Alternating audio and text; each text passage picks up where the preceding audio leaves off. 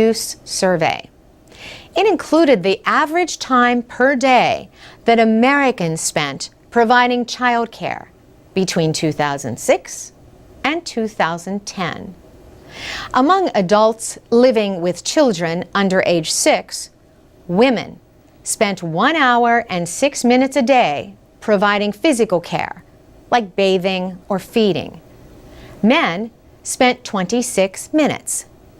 Yet a new study suggests that men are biologically designed to care for their children.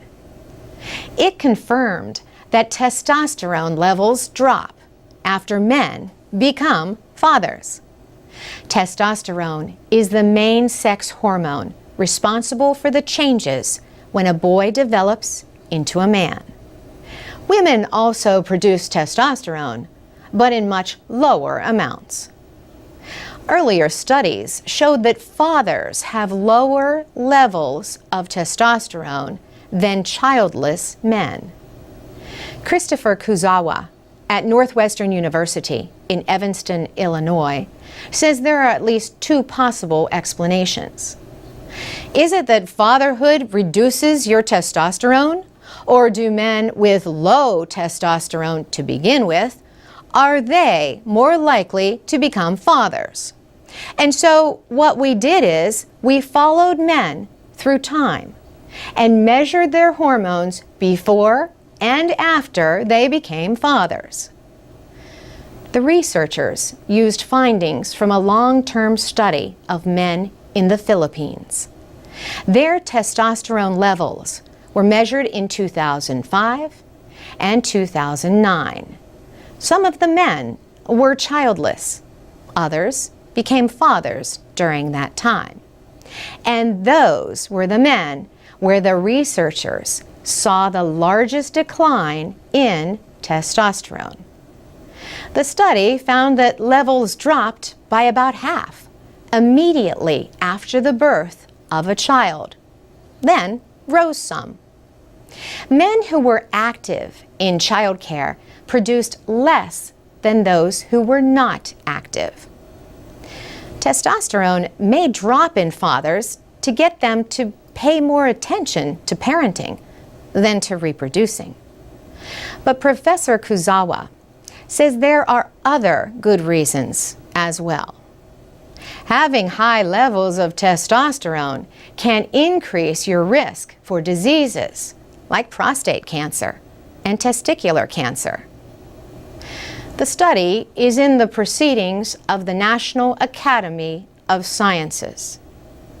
Studies have shown a similar drop in other mammals and in birds after mating periods to allow for caregiving. Animal studies have also shown that the greater the involvement of males, the lower their testosterone levels. We asked Thomas McDade, another author of the study, if levels also drop in men who adopt children. That is an interesting question, he says, and the next obvious thing to study. For VOA Special English, I'm Carolyn Presutti.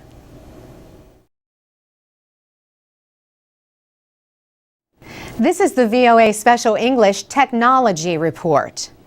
Have you ever heard the expression, a ball of energy? People often use the term to describe very active children. But today, we tell about an invention called the socket that is a real ball of energy. A woman who developed the socket calls it a cutting-edge portable generator in the form of a soccer ball. Julia Silverman developed the socket with Jessica Matthews as part of a group project for an engineering class at Harvard University. To better understand what a socket is, you first need to understand how it works. When you play with a ball, a lot of energy is transferred or moves to the ball. Julia Silverman says the socket captures this energy before it is lost or breaks up into the environment. Her invention attempts to capture the energy and then store it for future use. The socket collects and stores this energy with every kick, hit, or throw of the ball. Julia Silverman says users can connect small electrical devices, like a light, directly into the ball.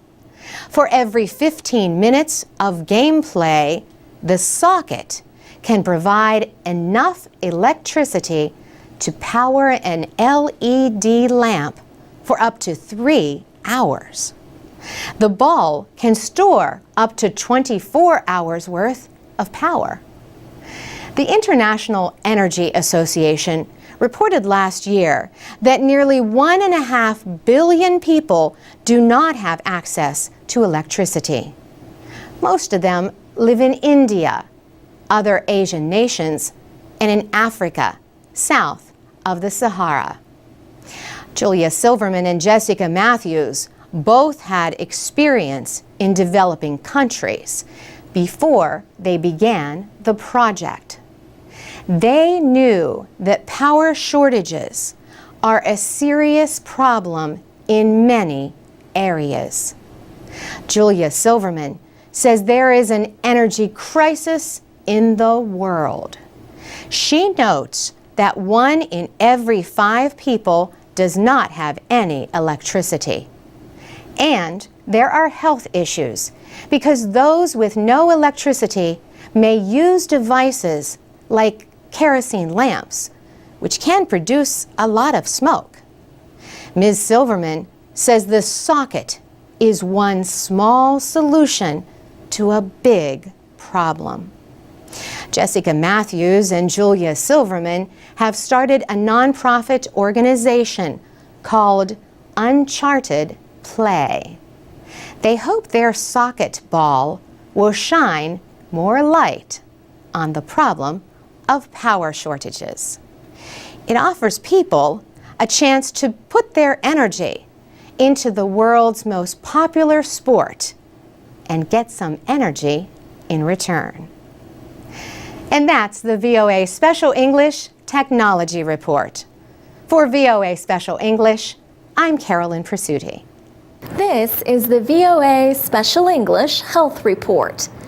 How many calories we eat appears to be more important than what we eat when we eat too much. That was the finding of a new study that should be satisfying to anyone who counts calories for weight control. More than 1 billion adults are overweight. The World Health Organization calls obesity a global epidemic. Government researchers have just reported their latest estimates for the United States. The good news, obesity rates have not increased much in recent years. The bad news, they have not decreased either. More than 1/3 of adults were obese in 2009 and 2010. Anyone who has ever tried to lose weight knows there are all kinds of conflicting diet plans. Some tell people not to eat carbohydrates. Others say not to eat fats. Still others say to eat more protein or to eat less protein.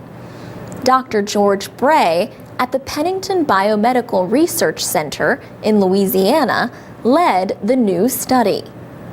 He wanted to know if protein affects weight gain. 25 healthy adults were in the study. They were overfed by almost 1,000 calories a day over an 8-week period.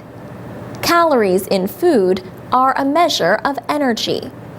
The people followed diets with low, normal, or high levels of protein. Normal was defined as 15% of energy from protein. Dr. Bray says all of them gained weight. Fat storage was exactly the same with all 3 levels of protein. It was the calories that they ate that affected the body fat that they stored. Those who ate a higher percentage of protein gained more lean body mass. Dr. Bray says the opposite happened on a low-protein diet. If your protein intake's low, you'll actually lose body mass even though you're eating an excess amount of calories. He tells his patients to weigh themselves regularly so they can know quickly if they gain weight. His study appeared in the Journal of the American Medical Association. Dr. Dariush Mozaffarian at the Harvard School of Public Health studies the relationship between diet and conditions like heart disease and diabetes. He says, we don't need to go down a list of avoid this, avoid that, become, food police. It's really actually mostly foods that should be increased. It's fruits, vegetables, whole grains, fish, vegetable oils, and nuts. He says increasing these 6 foods by about 1 serving each day would reduce obesity and help slow the epidemic of obesity-related diseases. For VOA Special English, I'm Alex Villarreal. You can find a video about the study at voaspecialenglish.com. From VOA Learning English, welcome to the Economics Report in Special English. China has been struggling to deal with record levels of smog over Beijing. Recently, officials in several Chinese cities announced plans to trade carbon credits as a way to reduce air pollution. For many years, China considered economic growth more important than the environment. The nation remains hungry for energy, but it has also become the world's biggest producer of carbon gases. Beijing's smoggy days have made international news. Small particles in the air reduce visibility and threaten public health. Smog has been a concern in the city for years, but a sharp rise in pollution levels in January led to sharp criticism from many Chinese. Pollution from coal-burning power centers and factories is a big part of the problem. Now, officials hope to control industrial air pollution by creating systems to trade carbon credits. The trading systems or platforms would enable companies to receive credits for lowering greenhouse gas emissions. The credits can then be traded. The goal of these market-based platforms is to get businesses to invest in clean technology. Markets for carbon credits are expected to open this year in 7 cities, including Beijing, Shanghai, and Tianjin. Officials say the government has decided to start with pilot programs because carbon trading is something new. China wants to launch a national carbon trading program by 2016. Still, public pressure continues building on the government to find an answer to thick air pollution. Wu Changhua is with the Climate Group. She says the Chinese people are looking at more than jobs. They want a better environment, too. For VOA Learning English, I'm Alex Villarreal.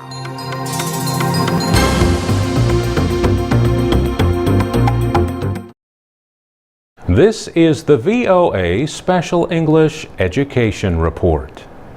Many new college graduates in the United States have trouble finding a job in the weak economy, but not graduates from the California Maritime Academy. The Academy is the only school of its kind on the West Coast. Students attend classes on the university campus in Northern California, but they also gain experience by going to sea in a floating classroom, the training ship Golden Bear. 288 cadets recently sailed on a 2-month international training cruise. The ship travels south to the Panama Canal.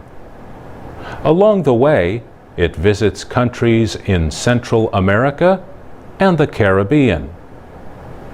Vasile Tudoran is a mechanical engineering student at the California Maritime Academy. He spends much of his time working deep in the heart of the ship. He says he is not worried about finding a job. Robert Jackson is one of his teachers. He says the majority of the Academy's students have between 1 and 2 job offers before they complete their studies. He says most of those job offers are between $60,000 and $120,000 a year. In addition to working on ships, he says, engineering graduates from the Academy also get jobs with power companies and satellite companies. Instructor Bill Schmidt says the situation for marine transportation students is not as bright as it was before the economic downturn, but it is recovering. He says most Academy graduates are employed in the industry if they want to be.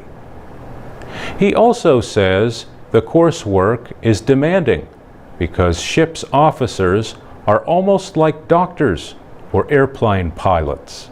He says people working in the shipping industry have to make the right decision all the time.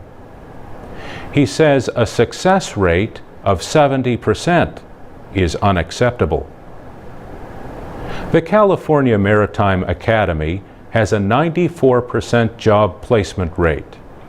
Still, only about 900 students are currently studying there.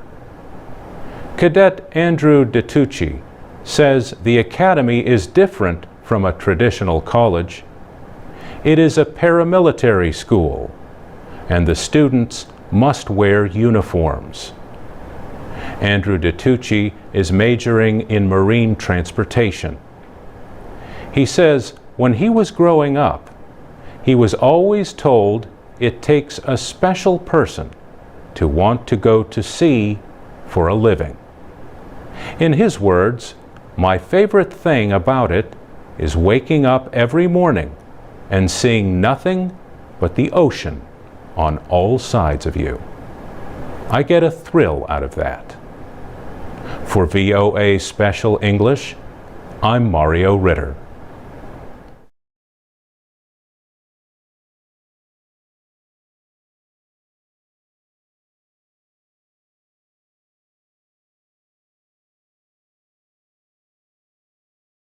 So Rivka, today on Talk to Us, we are asking people ahead of the anniversary of the September 11th terrorist attacks on the United States, that's tomorrow, we're asking people, how do you think we can prevent terrorism in the future? What's the best way? In any country, obviously Indonesia has had terrorist attacks, and what do you think is the best way to prevent terrorism? Well, for me, it's a different case in Indonesia, right? Because, as you know, Indonesia is it's not a long story, but we have a special story about terrorism, in Indonesia. For me, as learning from my country, it's the best to approach. I think the best approach is from education. because most of the terrorism network, they usually recruit the young people who are usually poor and undereducated, and they recruit them and they make like promises for wealth and a better living by becoming one of the member. So for me, education is the best approach, especially for young people. And so if they're promising a better way of living in addition to education, and I'd like to know what kind of education you think, it also sounds like young people might need more jobs, for example. Yes, exactly. So for me, like education, as far as I know, maybe the best formal education in schools. The school should teach them how to, make a better life, like giving moral life lessons and how to be. I'm not saying like how to be a good person, but giving them what should I say, like something that can carry in their life, something that they can hold on to, something without to live without being to involve in any extreme actions. I believe that terrorism started as a revenge, as there were military operation over there and a number of other issues, and I feel sorry for them because I feel I am involved in such kind of issues, as I'm one of the Pakistani who is supporting army, and army is there fighting against militants. In fact, militants want something improvement in their area, or Islamic societies there, or whatever their requirements are. We need to discuss them. So when you say you feel like terrorism is revenge carried out by which side? The militants? Or Yeah, I believe that by the militants. But why, if we can get to the root of why you think they are carrying out the revenge, how would you prevent that revenge from taking place at all? Well, as you said, the revenge is always a reaction. First, you have to stop action for that. What do you think they're reacting to? Well, I believe that it is because of military involvement in the FATA and all the border areas where our military is operating currently. Plus, as we were supporting US in Afghanistan, and that was the major issue. And so if you were to look back on how the events have unfolded after the U.S. invaded Afghanistan, and then militants started using Pakistan as a base to attack Afghanistan, and then the Pakistani army started fighting against the militants, Yeah. what would you suggest as an alternative to the current conflict that's happening in your country, on both the military side and the militant side?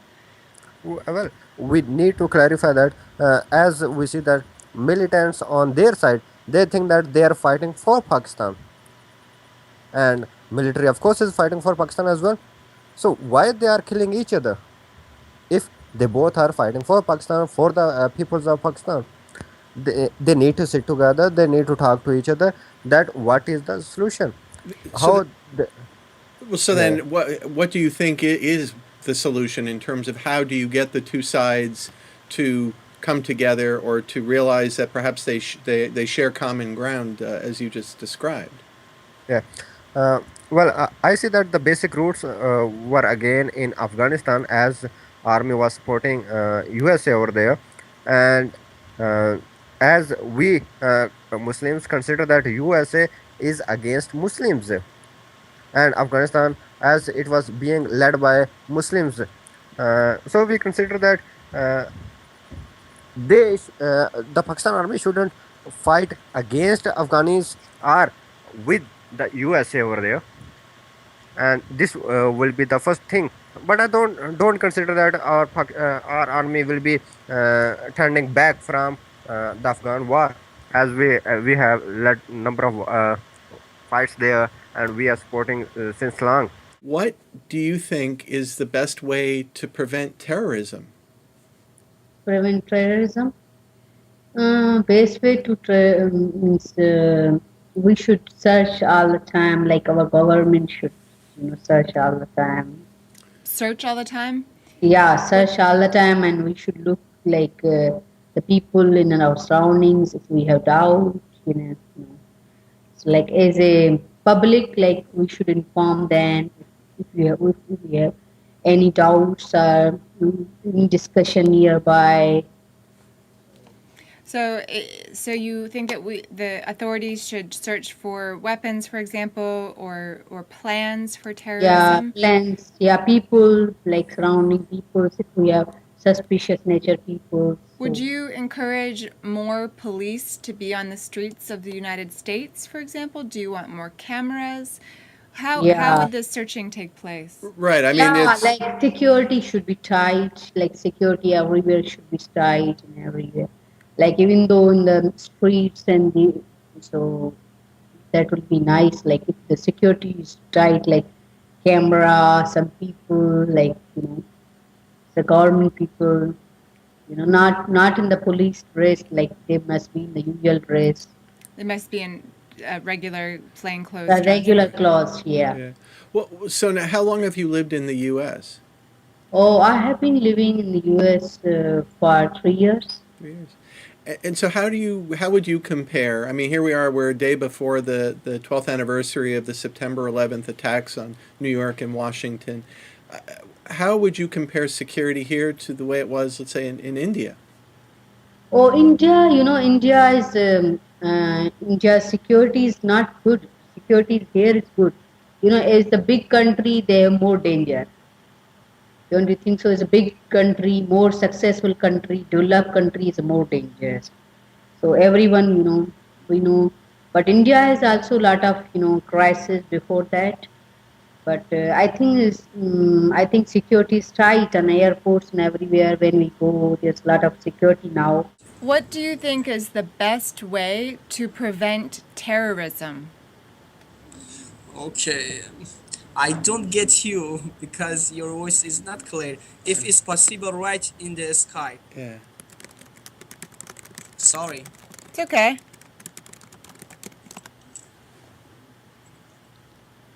We just wrote. There you go. What is the best way to prevent terrorism? Oh my God, no.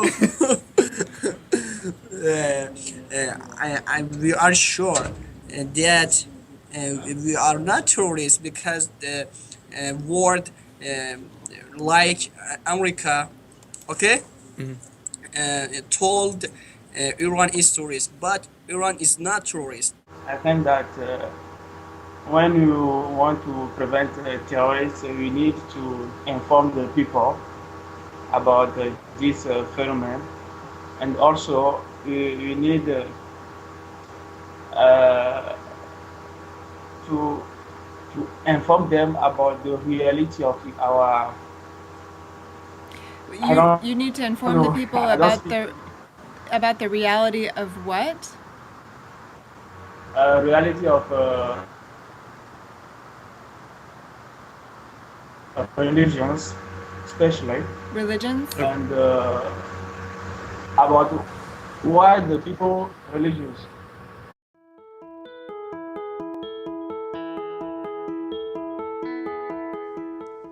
From VOA Learning English, this is the Economics Report. There has been a lot of talk about the debt ceiling in the United States. The debt ceiling is a legal limit on how much the federal government can borrow. Political disputes over that amount have concerned investors in recent weeks. American lawmakers must negotiate a new debt ceiling every time the federal debt reaches that legal limit. National debt grows when a government spends more money than it has available. Governments offer bonds and other investments to raise money to pay for this spending.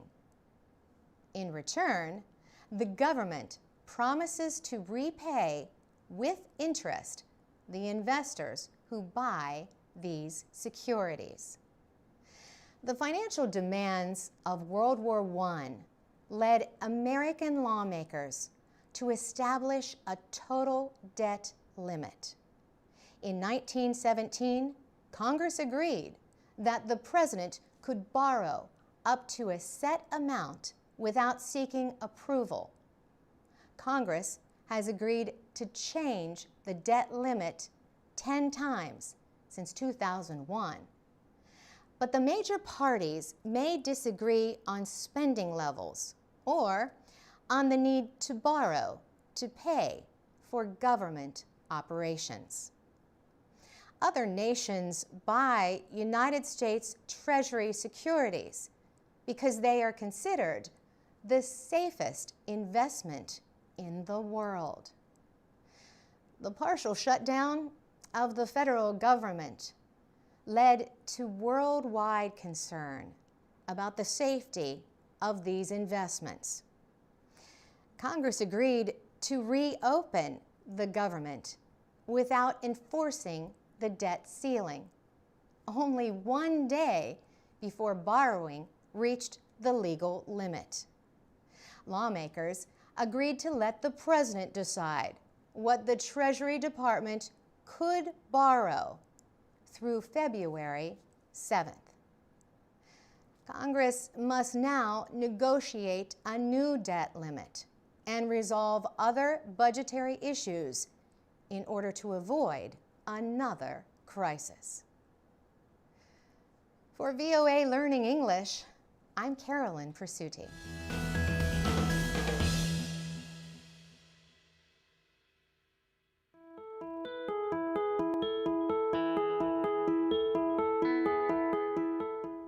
From VOA Learning English, this is the Education Report. Experts estimate that half of the 6,000 languages spoken on our planet will have disappeared by the end of the century. In West Africa, academics are trying to protect the language and rich cultural heritage of Togo.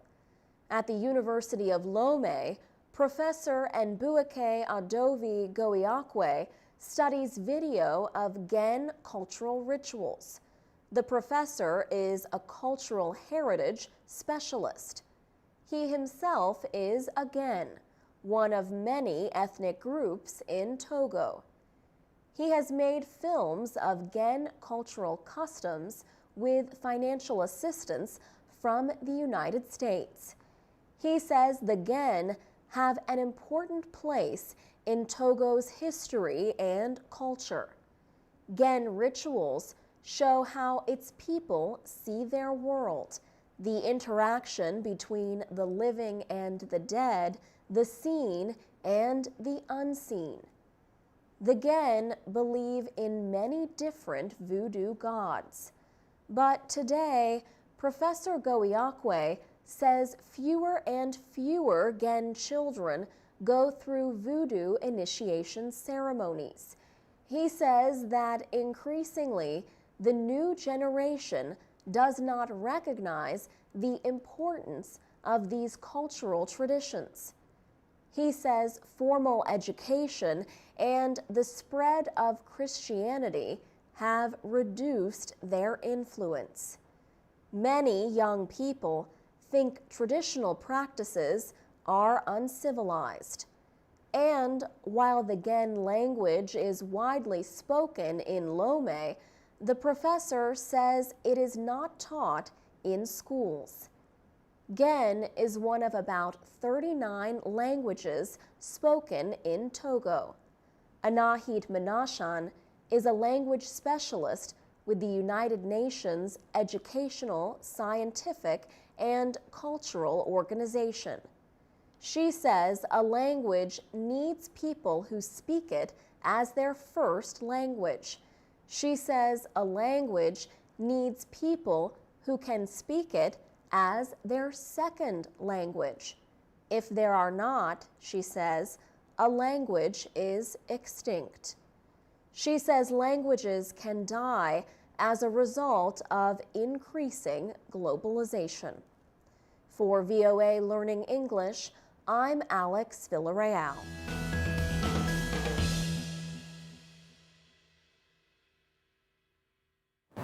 This is the VOA Special English Education Report. The National Park Service in the United States will mark its 100th anniversary in 2016. As it nears its second century, the Park Service plans to increase its educational programs for students and teachers.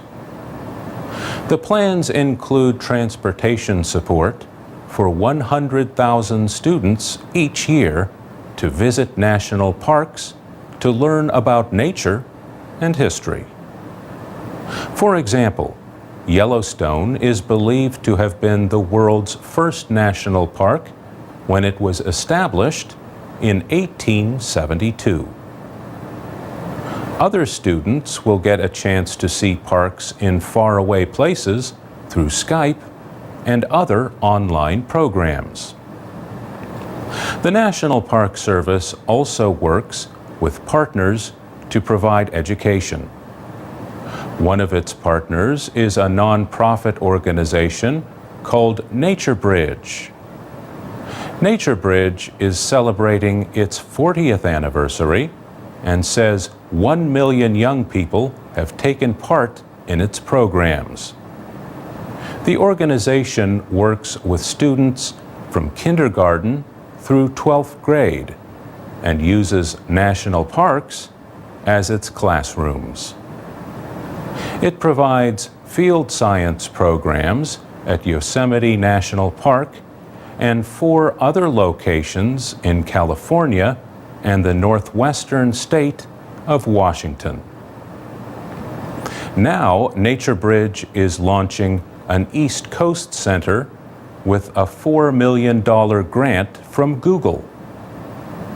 The program will begin in April at the Prince William Forest Park in Virginia.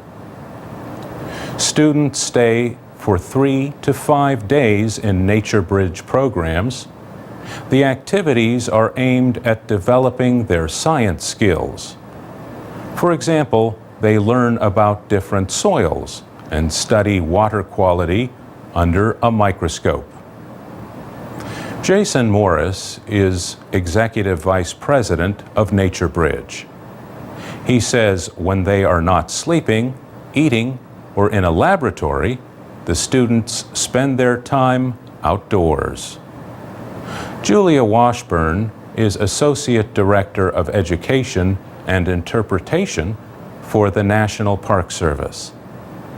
She says in a time of budget cuts, the agency has to find ways to still meet its goals. We are not likely to get a lot of money in this current economy. This is about doing different work with the money that we have and redirecting resources into it. Ms. Washburn says one of the most important services that the Park Service provides every day is nature interpretation. She says interpretation is a form of informal education. So park rangers are interpreters. They orient you to the place you are in and help you make connections, emotional and intellectual connections, with the place. For VOA Special English, I'm Mario Ritter.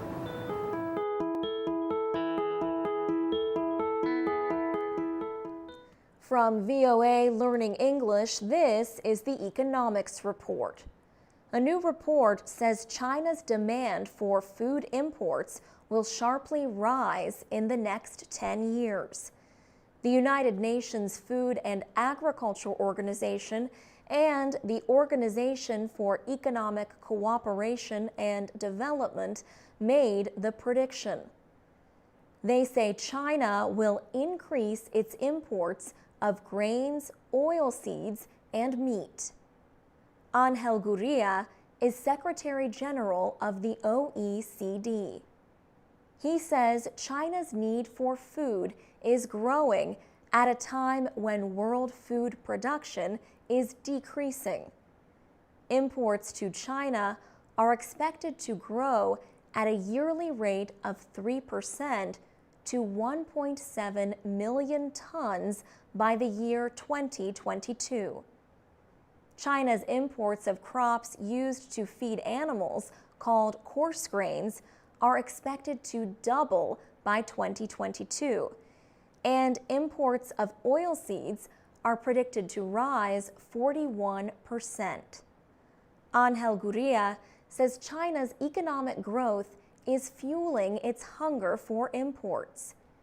He says the country already has a big effect on world food markets. José Graziano da Silva is the head of the Food and Agriculture Organization. He says reducing the large amount of food that is now wasted would help meet the growing demand for food. The rise in the Chinese demand for food is expected to cause grain and other commodity prices to rise. Businesses are taking new steps because of China's influence on world food trade. Last month, the Chinese meat processing company Shuanghui announced a $7 billion offer for the American pork company Smithfield Foods. China is already the world's biggest importer of milk and soybeans.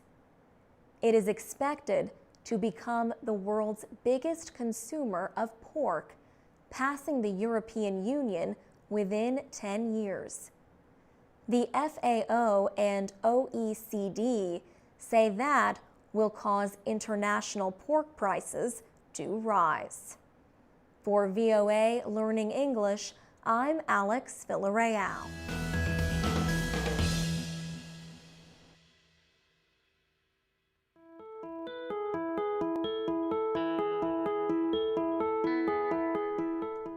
From VOA Learning English, this is the Agriculture Report. The United Nations Environment Program says 200 million Africans go to sleep hungry. That number represents 23% of the population on the continent. A new UN study shows that 8 out of 10 countries facing the worst food shortages are in Africa. Recently, African experts, farmers, and others gathered in Kenya for 2 days of discussion. They debated ways to feed the growing human population in Africa and deal with rising temperatures on Earth's surface. The UN's Climate Change Coordinator for Africa, Richard Munang, was one of the speakers. He noted a need to increase food production to feed the population. But, he said, it is important to find ways to feed people without destroying forests, rivers, and seas that provide food.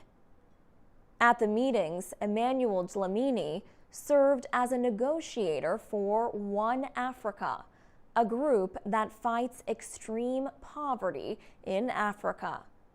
In his opinion, climate change is here to stay. He says African governments and farmers have to look for ways to deal with the changes. Most African countries depend on rain to prepare their farmland and to start growing crops. For the past few years, a lack of rainfall has affected several countries, making their populations dependent on food aid. African farmers say that a combination of unpredictable rain and rising temperatures creates an environment for crop diseases that affects production. The conference also heard from a representative of Nestle, one of the world's largest food companies. Nestle Africa's Hans Jor says farmers need assistance from food processing companies and non-governmental organizations.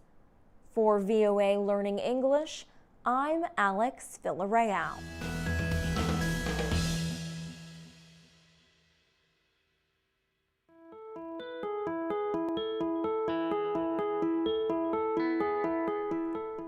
From VOA Learning English, this is the Health Report. Japan and Germany have the world's oldest populations, but neither country has enough trained healthcare workers to meet the needs of older adults. Now they are turning to Vietnam for help. This month, 100 young Vietnamese are going to Germany as part of a project to train what are called geriatric nurses to work in the European country. The trainees recently completed a 6-month language and culture class in Hanoi. They will spend the next 2 years in an occupational training program. If the trainees pass the final exam, they will be able to work in Germany as geriatric nurses for another 3 years. Germany is facing a crisis as low birth rates combine with a growing population of citizens who are living longer. About 20% of the population is over age 65, and that percentage is expected to continue rising. This is a problem that Japan also faces. Later this year, 150 Vietnamese candidates will go to Japan for 2 years of training at the country's hospitals. After that, they are expected to take the national nursing exam. Japan already trains nurses from the Philippines and Indonesia, but the healthcare system has been criticized for being too restrictive. All candidates must take the same exam, but it is very difficult for foreign applicants because few can speak the Japanese language. Many Japanese are opposed to foreigners working in some industries. Critics say foreign labor could lead to higher unemployment. But there is little opposition to foreign nurses. In Vietnam, there are not enough jobs for everyone who wants one. Most children are expected to care for their aging parents when they get old. For VOA Learning English, I'm Alex Villarreal.